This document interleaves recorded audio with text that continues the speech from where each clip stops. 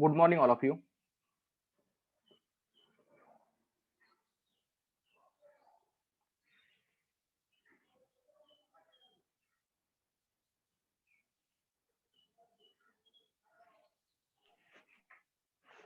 तर आपण बघतोय आपला चॅप्टर नंबर 9 सिलॉइझम. याच्यामध्ये आपण पॉइंट नंबर 6 पर्यंत गेली जी काही लेक्चर झाले त्यामध्ये कव्हर केलं होतं. त्यानंतर आपला पॉइंट नंबर 7 चालू होता valid modes and rules of figures. या ठिकाणी आपण फर्स्ट फिगर आणि त्याचे रूल जे काय आहे ते समजून घ्यायचा प्रयत्न केला होता. आज आपण काय करणार आहोत, सेकंड फिगरचे रूल काय, ते प्रूव्ह कसे करायचे ते बघायचे आहेत. त्यानंतर त्याच्या अंडर किती व्हॅलिड मोड्स येतील ते बघायचं आहे. नंतर आपण थर्ड फिगरचे पण रूल समजून घ्यायचा प्रयत्न करूया. तर पहिल्यांदा येऊया रूल्स ऑफ फिगर 2. आता रूल्स ऑफ फिगर 2 का महत्वाचं हे पुन्हा एकदा सांगतोय. तुम्हाला शॉर्ट नोट किंवा लॉंग नोट जर तुमची ऑफलाईन एक्झाम झाली असेल, डिस्क्रिप्टिव्ह झाली असेल, तर अशा वेळी की 2 किंवा 3 मार्क्ससाठी यापैकी एखादा रूल तुम्हाला प्रूव्ह करायला येऊ शकेल. अशा वेळी मी आता जे काही सांगणार आहे ते समजून घ्या आणि त्याप्रमाणे तुम्ही तो रूल प्रूव्ह करायचा आहे. तर पहिल्यांदा सेकंड फिगर म्हणजे काय ते लक्षात घ्या.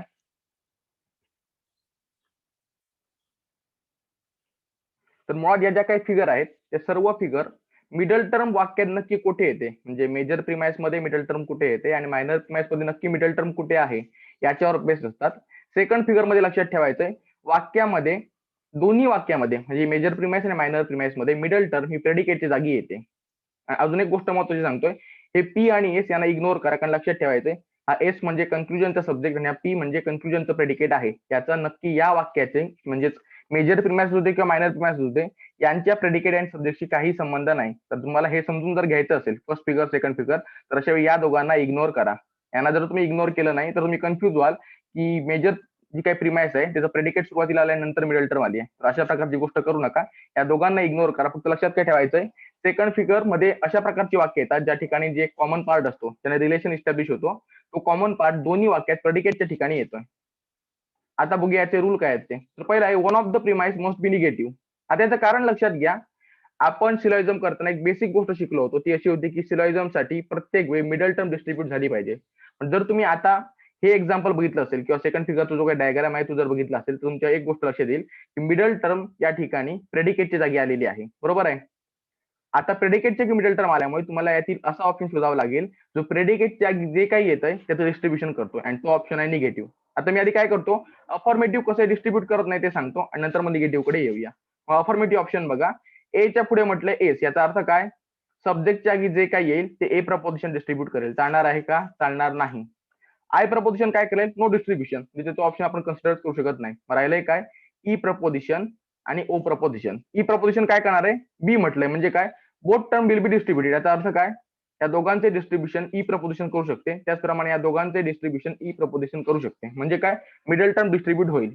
त्याच प्रकारे बघा, ओ प्रपोजिशन पी म्हटले म्हणजे काय, प्रेडिकेटच्या जागी जे काही येतं ते डिस्ट्रीब्यूट करण्याची कॅपॅसिटी ओ प्रपोजिशन ठेवतो. याचाच अर्थ काय, जर तुम्हाला ज्यावेळी मिडल टर्म ही दोन्ही वाक्यात प्रेडिकेट जागी येते त्याचं जर डिस्ट्रीब्युशन करायचं असेल तर अशा वेळी तुम्हाला फक्त निगेटिव्ह म्हणजे ई प्रपोजिशन आणि ओ प्रपोजिशन हेच दोन ऑप्शन आहेत जे प्रेडिकेटच्या जागी जे काही येतंय त्याचं डिस्ट्रीब्युशन करतायत. म्हणजे जर तुम्हाला मिडल टर्म डिस्ट्रीब्यूट करायची असेल तर अशा वेळी दोन प्रिमाइस पैकी एखादी प्रिमाइस निगेटिव्हच घ्यावी लागेल, जेणेकरून मिडल टर्म जी प्रेडिकेट जागी आलेली आहे त्याचं डिस्ट्रीब्युशन होऊ शकेल. आणि जर तुम्ही एखादं वाक्य निगेटिव्ह घेतलं नाही तर मिडल टर्म डिस्ट्रीब्यूट होणार नाही, आणि जर ती डिस्ट्रीब्यूट झाली नाही तर अशा वेळी तुम्ही कन्क्लुजन काढू शकत नाही. कारण काय, मिडल टर्मचे डिस्ट्रीब्युशन शिवाय सिलॉइझम करता येत नाही. हा झाला पहिला भाग.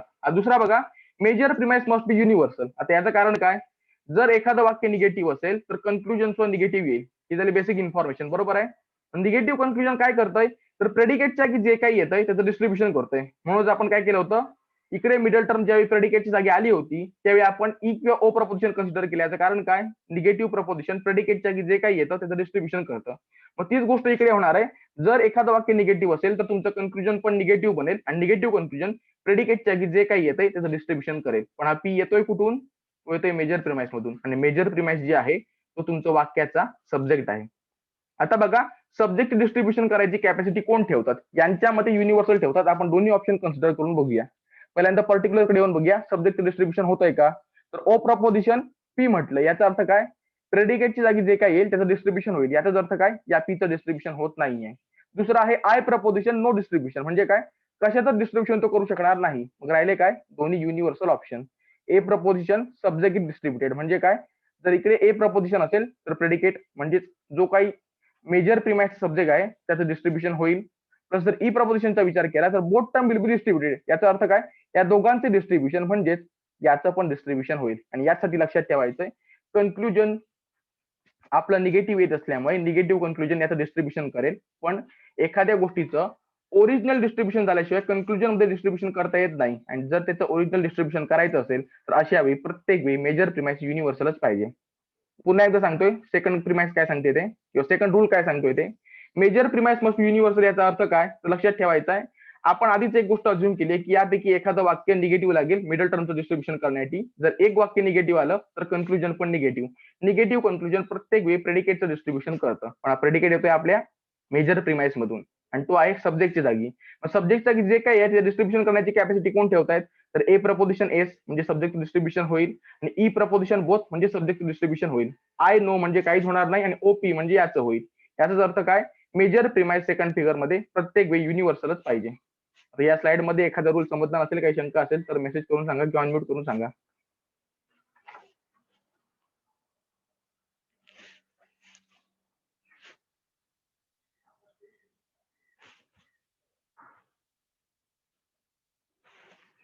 पुढे जातोय तर त्याचे व्हॅलिड मूड बघा. तर पहिला मूड आहे कॅम्प स्ट्रेस. इकडे एक गोष्ट लक्षात ठेवायची, जे काही वॉवेल्स असतील म्हणजे ए ई आय ओ यू यापैकी ए ई आय ओ पैकी जी काही अक्षर ज्या क्रमाने येतील त्याच क्रमाने तुमची असेल मेजर प्रिमाइस, मायनर प्रिमाइस आणि कन्क्लुजन. म्हणजे इकडे बघा केमिस्ट्रेस मध्ये ए ई ई असा पॅटर्न आलाय. याचाच अर्थ काय, मेजर प्रिमाइस असेल ए, मायनर असेल ई आणि कन्क्लुजन असेल ई. आता आपण काय करूया, पहिल्यांदा एक्झाम्पल वाचून घेऊया, नंतर रूल्स ऑफ डिस्ट्रीब्युशन सॅटिस्फाय करतायत की नाही ते चेक करूया. तर पहिलं वाक्य all good men are those who can be believed. दुसरं वाक्य no liar is one who can be believed आणि कन्क्लुजन आहे no liar is good man. आता आपल्याला करायचंय काय, सुरुवातीला मिडल टर्म काय ती शोधायची आहे. जर दोन्ही वाक्य कन्सिडर करून बघा तर मिडल टर्म काय आहे, येल बिलिव्ड किंवा हु कॅन बी बिलिव्ड, बरोबर आहे. आता आपण शोधूया याचं डिस्क्रिप्शन झालेलं आहे किंवा नाही. जर मिडल टर्मचं डिस्क्रिप्शन झालं नसेल तर कन्क्लुजन काढता येत नाही. हा बेसिक रूल आहे. बघा ए प्रपोजिशन मध्ये काय होईल तर एस म्हटलं, याचा अर्थ काय, गुडमॅन डिस्ट्रीब्यूट होतोय पण मिडल टर्मचं डिस्ट्रीब्युशन होत नाहीये. पण ई टर्म कडे येऊन बघा तर इकडे म्हटलंय बी, याचा अर्थ काय, both term will be distributed. याचा अर्थ काय, लायरचं पण डिस्ट्रीब्युशन होतंय आणि बिलिव्डचं पण होतंय. आणि लक्षात ठेवायचंय मिडल टर्म दोन वाक्यापैकी कोणत्याही वाक्यात डिस्ट्रीब्यूट झाली असेल तर तुम्ही कन्क्लुजन काढू शकता. म्हणजे काय, या ठिकाणी लक्षात ठेवायचंय बिलिव्डचं डिस्ट्रीब्युशन म्हणजेच मिडल टर्मचं डिस्ट्रीब्युशन झालंय. प्लस लक्षात ठेवा सिलोजिझम मध्ये टोटल 3 टर्म असतात. जशी इकडे बघा गुडमॅन, लायर आणि बिलिव्ड हीच टर्म आहे. बिलिव्ड फक्त 2 वेळा आलेली आहे. या तिघांचं डिस्ट्रीब्युशन झालंय का तर ते बघा, ए प्रपोजिशन सब्जेक्ट म्हणजे गुडमॅनचं झालंय, ई प्रपोजिशन बोथ म्हणजे लायर आणि हु कॅन बी बिलिव्ड दोघांचंही झालंय. याचाच अर्थ काय, तीनच्या तिन्ही टर्मचं डिस्ट्रीब्युशन झालेलं आहे. आता आपण कन्क्लुजन काढताना काय करायचंय, मिडल टर्म तर येऊ शकत नाही, मग राहिले कोण, गुडमॅन आणि लायर. या दोघांना कन्क्लुजन मध्ये घेताना ओरिजिनली ए आणि ई प्रपोजिशन असल्यामुळे डिस्ट्रीब्युशन झाल्यामुळे तुम्ही त्यांचं डिस्ट्रीब्युशन कन्क्लुजन मध्ये करू शकता. पुढची गोष्ट लक्षात ठेवायची, दोघांपैकी एक वाक्य निगेटिव्ह असल्यामुळे कन्क्लुजन निगेटिव्ह येईल. आणि तिसरी गोष्ट आहे, दोन्ही वाक्य युनिव्हर्सल असल्याने कन्क्लुजन युनिव्हर्सल येईल. म्हणजेच काय, कन्क्लुजन येईल युनिव्हर्सल निगेटिव्ह. आणि कन्क्लुजन काढलंय no liar is good man. आता लक्षात ठेवायचंय E proposition both term will be distributed, त्यामुळे लायर आणि गुड मॅनचं डिस्ट्रीब्युशन होते आणि ते योग्य पण आहे. याचं कारण काय, लायर आला या वाक्यातून जिकडे याचं डिस्ट्रीब्युशन झालंय आणि गुडमॅन आला या वाक्यातून इकडे याचं पण डिस्ट्रीब्युशन झालेलं आहे. आता पुढच्या मूडकडे येऊया, बारोको. इकडे काय लक्षात ठेवायचं, तीच गोष्ट, जे काही वॉवेल्स आहेत ते फक्त लक्ष द्या. म्हणजे ए प्रपोजिशन असेल ए, ओ आणि ओ म्हणजेच काय, मेजर प्रिमाइस असेल युनिव्हर्सल अफर्मेटिव्ह, मायनर असेल पर्टिक्युलर निगेटिव्ह आणि कन्क्लुजन असेल पर्टिक्युलर निगेटिव्ह. आता करायचंय काय, सुरुवातीला तिन्ही वाक्य वाचून घेऊया आणि नक्की 3 टर्म कोणते आहेत ते फिगर आउट करूया. कोणाचं डिस्ट्रीब्युशन झालंय कोणाचं नाही ते पण आपण शोधणार आहोत. तर बघा पहिलं वाक्य ए प्रपोजिशन. ए प्रपोजिशन म्हणजे काय, सब्जेक्ट विल बी डिस्ट्रीब्युटेड. म्हणजेच काय, all great musicians are talented. इकडे 2 टर्म आहेत, ग्रेट म्युझिशियन अँड टॅलेंटेड, आणि इकडे सब्जेक्टच्या जे काही आहे त्याचं डिस्ट्रीब्युशन होईल. म्हणजेच काय, ग्रेट म्युझिशियनचं फक्त डिस्ट्रीब्युशन झालेलं आहे. त्यानंतर ओ प्रपोजिशन. ओ प्रपोजिशन म्हणजे काय, फक्त प्रेडिकेटचं डिस्ट्रीब्युशन होतं. त्यामुळे लक्षात ठेवायचंय सॅवेजेस अँड नॉट टॅलेंटेड मधील फक्त टॅलेंटेडचं डिस्ट्रीब्युशन होतंय. याचाच अर्थ लक्षात घ्या, सिलॉइझम मध्ये असतात 3 टर्म. एक असते मिडल टर्म जी झाली टॅलेंटेड, दोन्ही वाक्यात कॉमन आहे, त्याचं डिस्ट्रीब्युशन ओने केलेलं आहे. राहिलेलं आहे काय, मेजर टर्म आणि मायनर टर्म. इकडे लक्षात ठेवायचं ग्रेट म्युझिशियन ही जी काय मेजर टर्म आहे ती ए प्रपोजिशन मध्ये सब्जेक्टची जागी आल्यामुळे डिस्ट्रीब्युशन झालेलं आहे. पण ओ प्रपोजिशन मध्ये सॅवेजेसचं डिस्ट्रीब्युशन होत नाही. कारण काय, ओ प्रपोजिशन फक्त प्रेडिकेटच्या जे काही येतं त्याचं डिस्ट्रीब्युशन करतं. म्हणून आपल्याला काय करायचंय, कन्क्लुजन मध्ये असं ऑप्शन शोधायचं आहे त्या ठिकाणी सॅवेजेसचं डिस्ट्रीब्युशन होत नाही पण ग्रेट म्युझिशियनचं होतं. कसं एक गोष्ट लक्षात ठेवायची, एक वाक्य युनिव्हर्सल आणि दुसरा पर्टिक्युलर असेल तर कन्क्लुजन पर्टिक्युलर येणार आहे.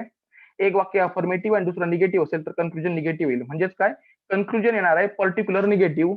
आता बघा कन्क्लुजन मध्ये काय झालंय, सम सॅवेजेस आर नॉट ग्रेट म्युझिशियन. इकडे लक्षात ठेवायचंय ओ प्रपोजिशन म्हणजे प्रेडिकेटचं डिस्ट्रीब्युशन, त्यामुळे झालंय काय, ग्रेट म्युझिशियन जो ए प्रपोजिशन मध्ये डिस्ट्रीब्यूट झाला होता तो इकडे डिस्ट्रीब्यूट होतोय, पण सॅवेजेस जो ओ प्रपोजिशन मध्ये डिस्ट्रीब्यूट झाला नव्हता तो इकडे डिस्ट्रीब्यूट होत नाहीये. म्हणजेच काय, हे सिलोजिझम योग्य आहे. कारण काय, मिडल टर्मचं डिस्ट्रीब्युशन झालंय, ओरिजिनल वाक्यात यापैकी ज्याचं डिस्ट्रीब्युशन झालं होतं त्याचं डिस्ट्रीब्युशन कन्क्लुजन मध्ये झालेलं आहे.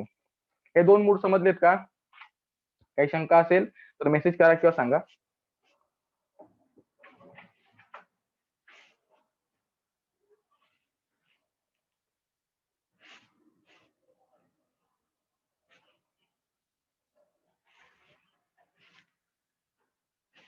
पुढच्या स्लाइड कडे जातोय.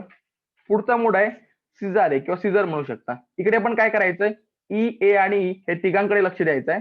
याचाच अर्थ काय, तुमची जी काही मेजर प्रिमाइस असेल ती असेल युनिव्हर्सल निगेटिव्ह, मायनर प्रिमाइस असेल ती असेल युनिव्हर्सल अफर्मेटिव्ह आणि कन्क्लुजन आहे ते असेल युनिव्हर्सल निगेटिव्ह.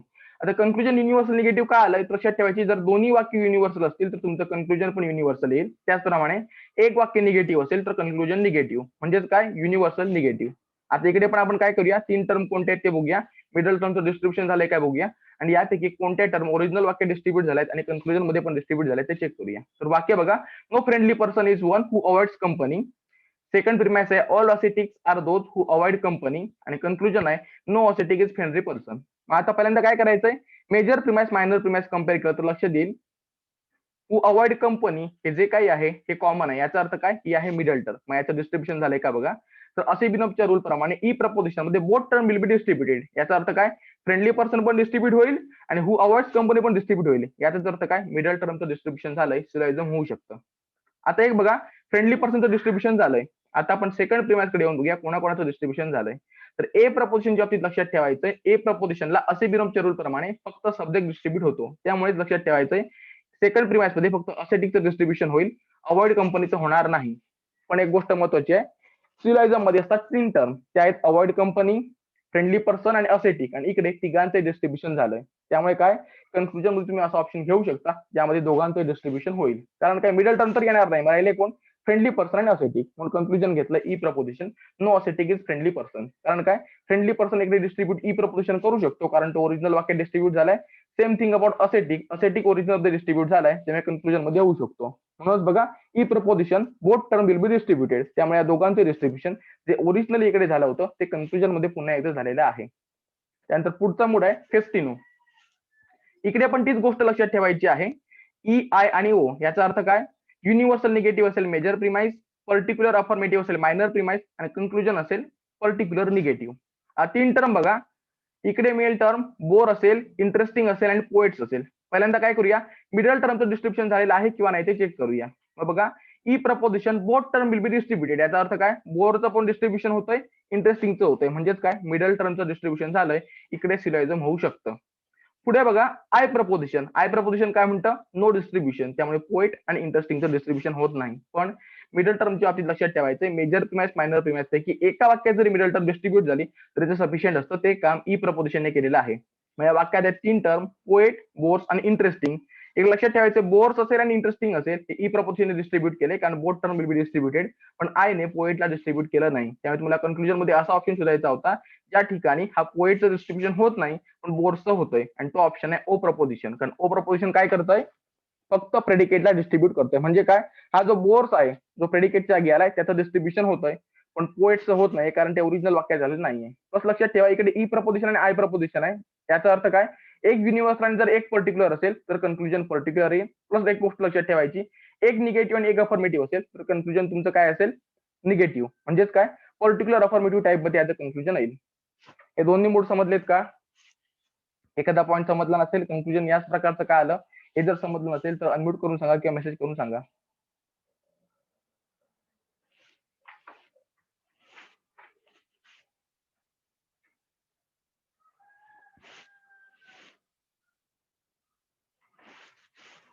पुढे जाऊया, रूल्स ऑफ फिगर 3. आता फिगर 3 मध्ये काय होतंय बघा, पुन्हा एकदा तेच सांगणार आहे. हा जो प्रेडिकेट आणि सब्जेक्ट आहे हे कन्क्लुजनच्या रेफरन्स मध्ये आहे, त्यांना इग्नोर करा. लक्षात काय ठेवायचंय, तुम्हाला जी काही दोन वाक्य दिली जातील मेजर प्रिमाइस आणि मायनर प्रिमाइस, ते दोन्ही वाक्यात जर सुरुवातीला मिडल टर्म आली असेल, म्हणजेच सब्जेक्टच्या जागी जर मिडल टर्म आली असेल, तर त्याला म्हणायचं फिगर 3. आता लक्षात ठेवायचंय, फिगर 3 ची सुद्धा काही बेसिक रूल आहेत. हे रूल आपण का फॉलो करायचे, तर मिडल टर्मचं डिस्ट्रीब्युशन होण्यासाठी प्लस एखादी टर्म ओरिजिनल वाक्य डिस्ट्रीब्यूट झाली तर त्याला कन्क्लुजन मध्ये डिस्ट्रीब्यूट करण्यासाठी, आणि झाली नसेल तर ती कन्क्लुजन मध्ये डिस्ट्रीब्यूट होणे हे इन्शुअर करण्यासाठी. त्यामुळे लक्षात ठेवायचंय, प्रत्येक वेळी जर थर्ड फिगर मधील वाक्य आलं तर या दोन रूलचं सॅटिस्फॅक्शन होतं किंवा नाही हे तुम्हाला चेक करावं लागेल. प्लस तुम्हाला सेपरेट शॉर्ट नोट किंवा लॉंग नोट येऊ शकते ज्या ठिकाणी तुम्हाला हे रूल प्रूव्ह करायचे असतील. तर पर्यंत एक रूल बघा, तर मायनर प्रिमाइस मस्ट बी अफर्मेटिव्ह. आता हे म्हणतायत ही प्रिमाइस अफर्मेटिव्ह पाहिजे. आपण काय करूया, अज्युम करूया की ही प्रिमाइस निगेटिव्ह असेल. तर आता निगेटिव्ह असल्यावर काय होईल ते बघा, जर एखादं वाक्य निगेटिव्ह असेल कन्क्लुजन निगेटिव्ह बनेल, बरोबर आहे. आणि त्याचबरोबर लक्षात ठेवायचंय, दोन निगेटिव्ह मधून कन्क्लुजन काढता येत नाही. त्यामुळे जर तुम्ही मायनर प्रिमाइस निगेटिव्ह अज्युम केली असेल तर मेजर ऑटोमॅटिकली अफर्मेटिव्हच पाहिजे. आता प्रॉब्लेम काय होतोय बघा, तर एक प्रिमाइस निगेटिव्ह कन्क्लुजन निगेटिव्ह, आणि निगेटिव्ह कन्क्लुजन काय करतं, तर प्रेडिकेटला डिस्ट्रीब्यूट करतंय. कारण बघा, ओ प्रपोजिशन पी म्हटलंय म्हणजे प्रेडिकेट, आणि ई प्रपोजिशन बी म्हटलंय म्हणजे सब्जेक्ट आणि प्रेडिकेट. याचा अर्थ काय, प्रेडिकेटचं डिस्ट्रीब्युशन. पण बघा, हे प्रेडिकेट येत आहे कुठून, ते येते मेजर प्रिमाइस मध्ये. आता मेजर प्रिमाइस काय, मायनर जर निगेटिव्ह असेल तर मेजर झाली अफर्मेटिव्ह, आणि अफर्मेटिव्ह कधीही प्रेडिकेटच्या जागी जे काही आहे त्याचं डिस्ट्रीब्युशन करत नाही. कारण बघा, ए प्रपोजिशन सब्जेक्ट म्हणजे याचं डिस्ट्रीब्युशन होईल, आय प्रपोजिशन नो म्हणजे दोघांचे डिस्ट्रीब्युशन होणार नाही. ते होणार काय, हा जो पी आहे जो ओरिजिनल वाक्यात डिस्ट्रीब्यूट झाला नव्हता, तो फक्त आपण मायनर प्रिमाइस निगेटिव्ह घेतली, ज्यामुळे कन्क्लुजन निगेटिव्ह झालं, त्यामुळे फोर्सिबली डिस्ट्रीब्यूट होईल, जे सिलॉजिझमला मान्य नाही. म्हणून लक्षात ठेवायचंय, मायनर प्रिमाइस अफर्मेटिव्ह राहील. एक काम झालंय. आता पुढे बघा, कन्क्लुजन मस्ट बी पर्टिक्युलर. आता हे का म्हटलंय, तर जर मायनर प्रिमाइस अफर्मेटिव्ह असेल तर अफर्मेटिव्ह फक्त सब्जेक्टच्या जागी जे काही आहे त्याला डिस्ट्रीब्यूट करते, म्हणजेच काय, मिडल टर्मचं डिस्ट्रीब्युशन होईल. एक मिनिट लेक्चर थांबवतोय.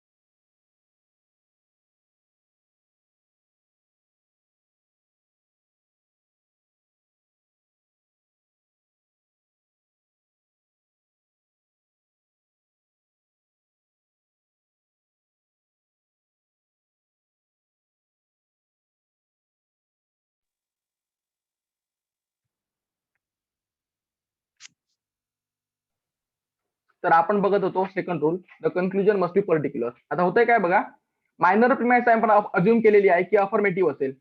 मग अफर्मेटिव्ह वाक्य काय करताय, तर ए एस याचा अर्थ काय, सब्जेक्टच्या जागी जे काही येईल त्याचं डिस्ट्रीब्युशन करेल. आय प्रपोजिशन नो डिस्ट्रीब्युशन याचा अर्थ काय, काही डिस्ट्रीब्यूट होत नाही. मग यापैकी कोणता भाग कन्क्लुजन मध्ये येतोय, तर तो येतोय हा एस, जो बनतोय कन्क्लुजनचा सब्जेक्ट. मग आता लक्षात ठेवायचं, कन्क्लुजन पर्टिक्युलर का पाहिजे, तर जर कन्क्लुजन पर्टिक्युलर नसेल तर एसच्या जागी जो काही आहे त्याचं डिस्ट्रीब्युशन होईल आणि एक पॉलिसी होईल. बघा, जर कन्क्लुजन आपण म्हटलं की युनिव्हर्सल असेल तर ए प्रपोजिशन एस याचा अर्थ काय, सब्जेक्ट डिस्ट्रीब्युशन होईल. पण तो ओरिजिनल मध्ये अफर्मेटिव्ह असल्यामुळे डिस्ट्रीब्यूट झालाय का, तर झालेला नाहीये. दुसरी गोष्ट, ई प्रपोजिशन ते पण युनिव्हर्सल आहे, त्या टाईपचं कन्क्लुजन घेतलं काय होईल बघा, E proposition both term will be distributed, म्हणजे काय, एस आणि पी दोघांचे डिस्ट्रीब्युशन होईल. पण ओरिजिनली मायनर प्रिमाइस अफर्मेटिव्ह असल्यामुळे या एसचं डिस्ट्रीब्युशन झालं नाहीये, पण ते इकडे होणार आहे, जे अलाउड नाहीये. म्हणून काय करायचंय, कन्क्लुजन पर्टिक्युलर घ्यायचं, जेणेकरून काय, मायनर प्रिमाइस मध्ये याचं जे डिस्ट्रीब्युशन झालं नाहीये ते इकडे कन्क्लुजन मध्ये पण होणार नाही. म्हणजेच बघा काय होणार आहे, जर मी कन्क्लुजन पर्टिक्युलर घेतलं असेल तर ते होऊ शकतं आय प्रपोजिशन किंवा ओ प्रपोजिशन. इकडे काय होतंय बघा, आय प्रपोजिशन नो डिस्ट्रीब्युशन म्हणजे काय, दोघांचे डिस्ट्रीब्युशन थांबेल.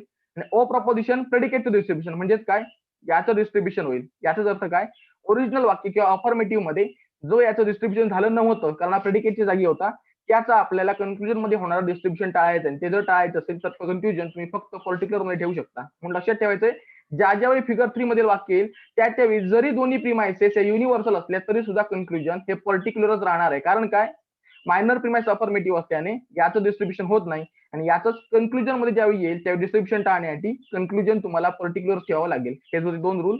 एक होता मायनर प्रिमाइस अफर्मेटिव्ह ठेवा आणि दुसरा होता कन्क्लुजन पर्टिक्युलर ठेवा. दोन्ही रूल मध्ये जर काही शंका असेल किंवा एखादा पॉईंट हे का असं अरेंज केलं समजलं नसेल तर विचारा, अनम्यूट करा किंवा मेसेज करून विचारा.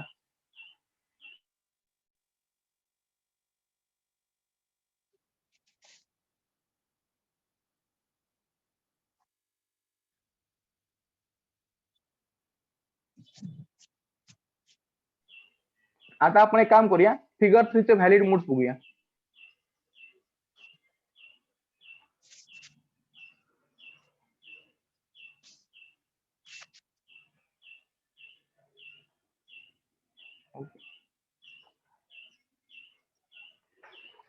तर पहिला मूड आहे दरापती. आता इकडे काय करायचंय, याचं नाव तुम्ही वाटेल तसं घेऊ शकता. गोष्ट महत्वाची काय, याच्यामध्ये जे वॉवेल्स आहेत म्हणजे ए आणि आय असतील हे फक्त कन्सिडर करणं महत्वाचं आहे. बाकी काही कन्सिडर करायचं नाही. याचा अर्थ काय लक्षात ठेवायचा, मेजर प्रिमायसेल युनिव्हर्सल अफर्मेटिव्ह, मायनर प्रिमायसेल युनिव्हर्सल अफर्मेटिव्ह, पण कन्क्लुजन असेल आय प्रपोजिशन. याचं कारण काय, फिगर 3 आपल्याला म्हणतंय प्रत्येक वेळी तुमची जी काही कन्क्लुजन असेल ते पर्टिक्युलर मध्ये ठेवायचं आहे. आता याचं कारण या एक्झाम्पल मध्ये स्पष्ट होईल. आधी आपण काय करूया, प्रत्येक टर्मचं डिस्ट्रीब्युशन झालेलं आहे किंवा नाही, मिडल टर्म काय आहे त्याचं डिस्ट्रीब्युशन झालेलं आहे किंवा नाही हे फिगर आउट करूया. तर पहिलं वाक्य बघा, all women are bothered about their look, all women are those who like to marry, आणि conclusion some beings who like to marry are bothered about their looks. पहिल्या वाक्यात आपल्याला दोन टर्म मिळत आहेत, वुमन असेल आणि बॉदर्ड अबाउट देअर लुक. दुसऱ्या वाक्यात बघा, woman and those who like to marry. दोन्ही वाक्यात वुमन याचा अर्थ काय, वुमन इज झाली मिडल टर्म. मग याचं डिस्ट्रीब्युशन होतंय का, तर असिबिनपच्या रूल प्रमाणे ए प्रपोजिशन मध्ये सब्जेक्टच्या जागी जो काही आहे त्याचं डिस्ट्रीब्युशन होतं. याचा अर्थ काय, वुमनचं डिस्ट्रीब्युशन झालंय. मग याचा अजून एक अर्थ काय होतोय, जर फक्त या दोघांचं डिस्ट्रीब्युशन झालंय तर याचा अर्थ bothered about their look and those who like to marry यांचं डिस्ट्रीब्युशन झालं नाही आहे. मग जर तुम्ही काय केलं असतं, दोन्ही प्रपोजिशन युनिव्हर्सल आहेत, जर कन्फ्युजन युनिव्हर्सल काढलं असतं तर या दोघांपैकी कोणा ना कोणाचं किंवा एकाचं डिस्ट्रीब्युशन हे ए प्रपोजिशनच्या ठिकाणी एसचं डिस्ट्रीब्युशन होत असल्यामुळे फोर्सिबल झालं असतं. मग हे टाळण्यासाठी आपण काय करतोय, ही दोन्ही अफर्मेटिव्ह असल्यामुळे कन्क्लुजन सुद्धा अफर्मेटिव्ह घेतोय, फक्त ते पर्टिक्युलर मध्ये घेतोय. आणि होतंय काय, आय प्रपोजिशन नो डिस्ट्रीब्युशन. त्यामुळे होणार काय, some beings who like to marry are bothered about their look. आता बघा, हु लाईक टू मॅरी त्याचं ओरिजिनल वाक्यात डिस्क्रिप्शन झालं नव्हतं, त्याचं इकडे डिस्ट्रीब्युशन होत नाही. त्याच प्रकारे बॉदर्ड अबाउट देअर लुक ज्याचं ओरिजिनल वाक्य डिस्क्रिप्शन झालं होतं त्याचं इकडे डिस्ट्रीब्युशन होत नाही. म्हणजेच काय, आपण दोन्ही अफर्मेटिव्ह ठेवली, फक्त पर्टिक्युलर ठेवण्याचं कारण काय, ओरिजिनल वाक्य जे डिस्ट्रीब्यूट झालं नाहीये ते तुम्ही इकडे डिस्ट्रीब्यूट करत नाही आहात. यात अजून एक कारण लक्षात ठेवायचं, आपण जे काही बघतोय तो आहे इमिडिएट इन्फरन्स. या ठिकाणी तुमचं वाक्य जर एखादी गोष्ट डिस्ट्रीब्यूट करत नसेल, एखादी माहिती देत नसेल तर ती तुम्ही देऊ शकत नाही. कारण काय, दिलेल्या माहितीच्या बाहेर जाण्यास इमिडिएट इन्फरन्स मध्ये तुम्हाला परमिशन नसते. पुढचा मूड बघा, दातीसी. इकडे काय होतं, ए आय आय म्हणजे काय, फर्स्ट प्रपोजिशन किंवा मेजर प्रिमाइस असेल युनिव्हर्सल अफर्मेटिव्ह, मायनर असेल पर्टिक्युलर अफर्मेटिव्ह आणि कन्क्लुजन असेल पर्टिक्युलर अफर्मेटिव्ह. आता इकडे गोष्ट क्लिअर आहे की जर एक युनिव्हर्सल आणि एक पर्टिक्युलर आला तर आपण बेसिक रूल बघितल्याप्रमाणे कन्क्लुजन तुमचं पर्टिक्युलरच राहील. आता एक काम करूया, तीन टर्म कोणते आहेत ते बघूया, मिडल टर्मचं डिस्ट्रीब्युशन झालेलं आहे किंवा नाही ते चेक करूया. तर पहिलं वाक्य बघा, all rich men are honoured. दुसरं वाक्य आहे, सम रिच मेन आर फुल्स. आणि तिसरं वाक्य आहे, सम फुल्स आर ऑनर्ड. जर पहिली दोन वाक्य कन्सिडर केली तर लक्षात येईल, रिच मेन ही झाली मिडल टर्म. मग याचं डिस्ट्रीब्युशन होतं किंवा नाही ते चेक करूया. तर बघा, A proposition subject will be distributed. याचा अर्थ काय, रिच मेन याचं डिस्ट्रीब्युशन झालंय म्हणजे मिडल टर्मचं डिस्ट्रीब्युशन झालंय. पण याचा अर्थ काय, ऑनर्डचं डिस्ट्रीब्युशन झालेलं नाहीये. त्याचप्रमाणे बघा, सेकंड आहे I proposition. I proposition no distribution. याचा अर्थ काय, रिच मेन आणि फुल्स यांचं डिस्ट्रीब्युशन होत नाही. त्यामुळे काय, कन्क्लुजन मध्ये असा ऑप्शन घ्यायचा होता ज्या ठिकाणी ऑनर्ड आणि फुलचं डिस्ट्रीब्युशन होत नाहीये. रिच मेन घेऊ शकत नाही कारण मिडल टर्म कन्क्लुजन मध्ये येत नाही. त्यामुळे आपण काय केलं, आय प्रपोजिशन सिलेक्ट केला. त्या ठिकाणी फुलचं डिस्ट्रीब्युशन पण होत नाही आणि ऑनर्डचं पण डिस्ट्रीब्युशन होत नाही. कारण काय, आय प्रपोजिशन नो डिस्ट्रीब्युशन. हे दोन मूड समजलेत का, काही शंका असेल तर विचारा.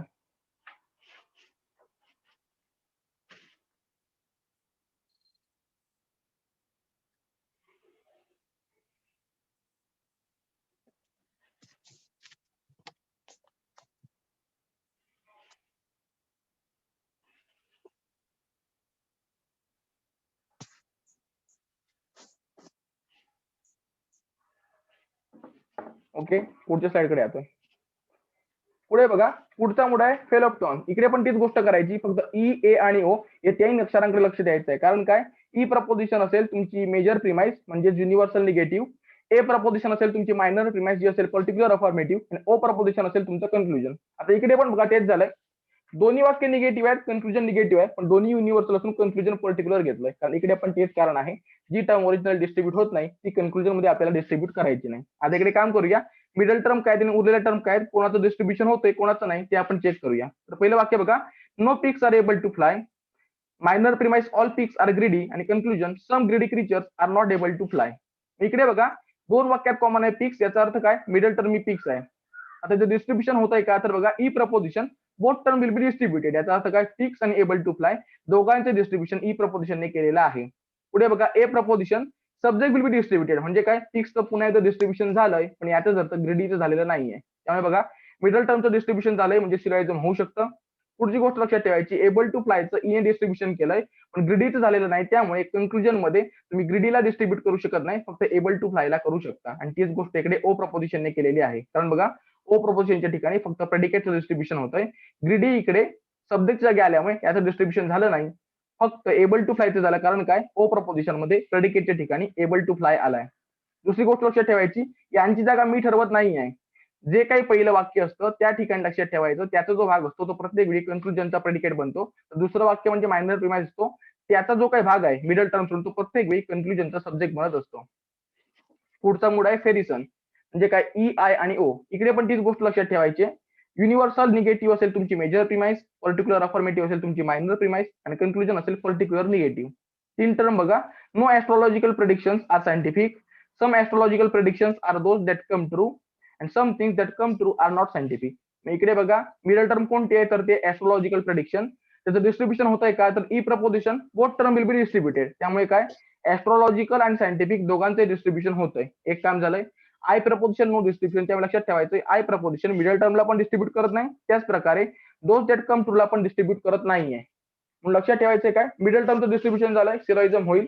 फक्त कन्क्लुजन काढताना असा ऑप्शन घ्यायचा आहे, तो सायंटिफिकला डिस्ट्रीब्यूट करू शकेल पण दोज दॅट कम ट्रूला करू शकत नाही, आणि तो आहे ओ प्रपोजिशन. म्हणून बघा, some things that come true are not scientific. इकडे काय झालंय, थिंग्स दॅट कम ट्रू जो आहे ओ प्रपोजिशन मध्ये सब्जेक्टच्या जागी आलाय, यामुळे याचं डिस्ट्रीब्युशन होणार नाही, फक्त सायंटिफिकचं डिस्ट्रीब्युशन होईल. याचं कारण काय, आर नंतर जो काही भाग आलाय तो आलाय ओ प्रपोजिशनच्या प्रेडिकेटच्या जागी, ओ प्रपोजिशन फक्त प्रेडिकेटला डिस्ट्रीब्यूट करतोय. त्यामुळे लक्षात ठेवायचंय, E proposition, I proposition, O proposition ज्या ज्या वेळी असेल मूड फिगर 3 मध्ये, त्या त्यावेळी लक्षात ठेवायचंय आपल्याला असा ऑप्शन शोधायचा असतो, किंवा असा ऑप्शन पर्टिक्युलर स्पेसिफिकली निवडण्याचं हेच कारण असतं की ओरिजिनल जे काही डिस्ट्रीब्यूट झालं नसेल ते कन्क्लुजन मध्ये डिस्ट्रीब्यूट करता येईल, प्लस जे ओरिजिनली डिस्ट्रीब्यूट झालंय त्यालाही तुम्ही कन्क्लुजन मध्ये डिस्ट्रीब्यूट करू शकाल सेम टाइम.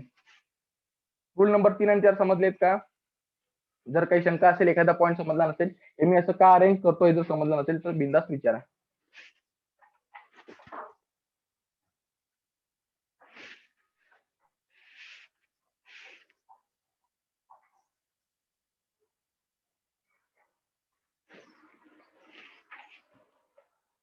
पुढच्या स्लाइड कडे येतोय. आता नेक्स्ट स्लाइड मध्ये आपण शेवटचे दोन मूड बघणार आहोत. पहिला आहे डिसमिस. इकडे पण तीच गोष्ट करायची, आय, ए आणि आय यांच्याकडे लक्ष द्या. या ठिकाणी लक्षात ठेवायचंय, आय प्रपोजिशन तुम्हाला काय सांगतंय, तुमचं जे काही कन्क्लुजन आहे ते असेल पर्टिक्युलर अफर्मेटिव्ह. ए प्रपोजिशन सांगतंय, सॉरी, आय प्रपोजिशन सांगते तुमची जी काही मेजर प्रिमाइस असेल ती असेल पर्टिक्युलर अफर्मेटिव्ह. त्यानंतर ए प्रपोजिशन सांगते तुमची जी काही मायनर प्रिमाइस असेल ती असेल युनिव्हर्सल अफर्मेटिव्ह. आणि कन्क्लुजन पुन्हा एकदा आय प्रपोजिशन जे सांगते तुमचं कन्क्लुजन असेल पर्टिक्युलर अफर्मेटिव्ह.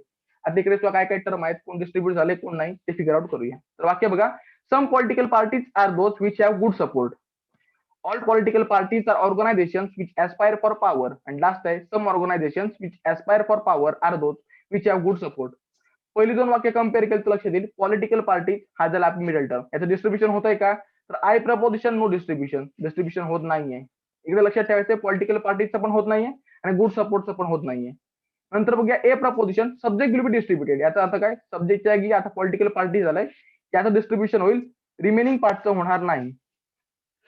याचा अर्थ लक्षात ठेवा, मिडल टर्म डिस्ट्रीब्यूट झालेली आहे पण इतरांचं झालं नाही. म्हणून आपण काय केलंय, कन्क्लुजनला आय प्रपोजिशन घेतलंय, नो डिस्ट्रीब्युशन घेतलंय, जेणेकरून काय, major term, middle term, major term आणि मायनर टर्म दोन्ही कन्क्लुजन मध्ये आणू शकू पण दोघांचे डिस्ट्रीब्युशन होणार नाही. म्हणून कन्क्लुजन आलंय some organisation which aspire for power are those which have good support. त्यामुळे झालंय काय, विच एस्पायर फॉर पॉवर ज्याचं ओरिजिनल डिस्क्रिप्शन झालं नव्हतं त्याचं कन्क्लुजन मध्ये होत नाही, प्लस गुड सपोर्ट ज्याचं ओरिजिनल डिस्क्रिप्शन झालं नव्हतं त्याचं कन्क्लुजन मध्ये होत नाही, म्हणजे हा व्हॅलिड फॉर्म आहे.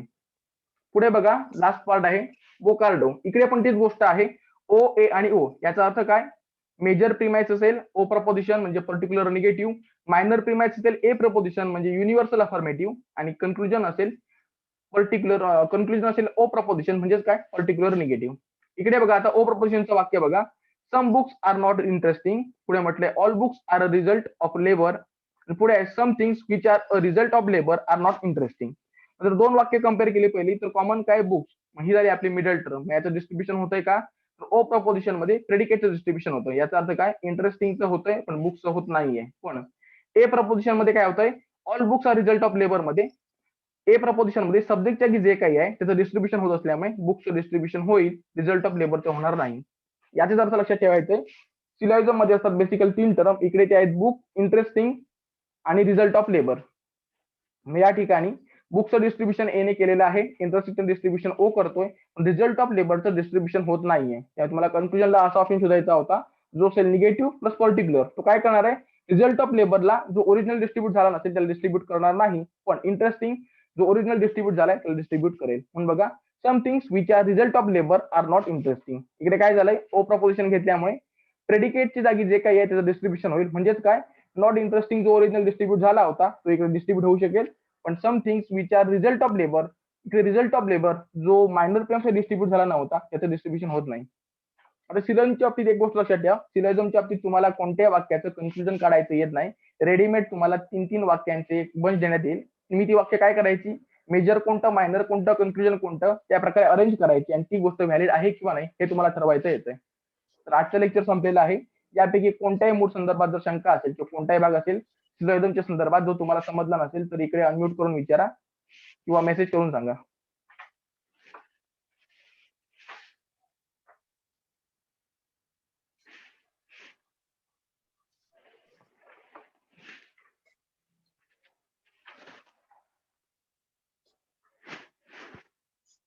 तर कोणालाही शंका नाही असं मानतोय तरी पण एकदा काम करा, जी काही पीपीटी असेल त्याची पीडीएफ मी व्हॉट्सअप ग्रुपवर टाकणार आहे, त्यानंतर एकदा वाचून बघा आणि जर काही समजलं नसेल तर व्हॉट्सअपवर मेसेज करा. स्क्रीन शेअरिंग थांबवतोय. Have a good day.